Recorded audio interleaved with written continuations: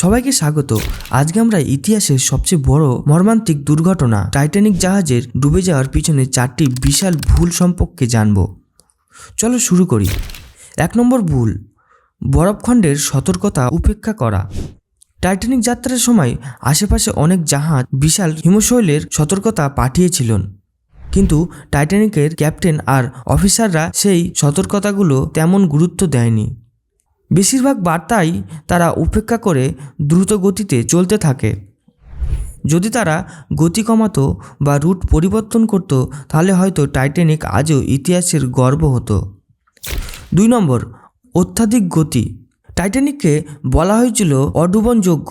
ঠিক এই ভুল আত্মবিশ্বাসের কারণে তারা 22 টনের বেশি গতিতে বরফ ভাঙার উত্তরের পথে এগিয়ে যাচ্ছিল।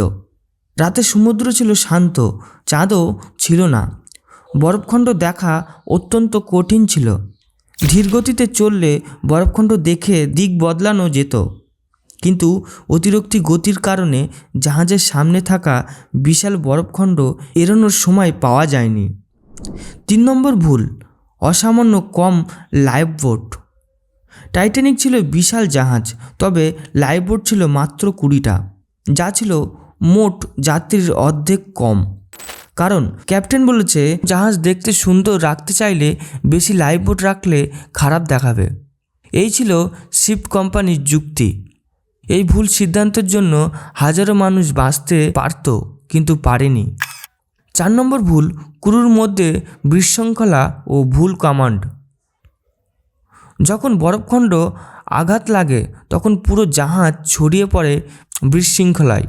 অনেক ক্রু জানতই না কিভাবে সত্যিকারের ইমার্জেন্সি হ্যান্ডেল করতে হয়। লাইফবোট নামানো হচ্ছিল অর্ধেক খালি রেখে। যাত্রীদের সঠিক নির্দেশনা দেওয়া হয়নি। এমনকি অনেক বিধি মানতে গিয়েও অনেক লাইফবোট প্রায় ফাঁকা অবস্থায় সমুদ্রের দিকে পাঠানো হয়। সঠিক কমান্ড থাকলে আরও অনেক যাত্রী বাঁচতে পারত।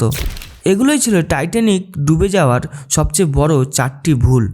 ইতিহাস আমাদের শেখায়, একটা সিদ্ধান্ত পুরো পৃথিবীর ভাগ্য বদলে দিতে পারে। এমন আরও রহস্য, ইতিহাস আর অজানা গল্প জানতে চ্যানেলটি সাবস্ক্রাইব করতে ভুলবে না। ধন্যবাদ।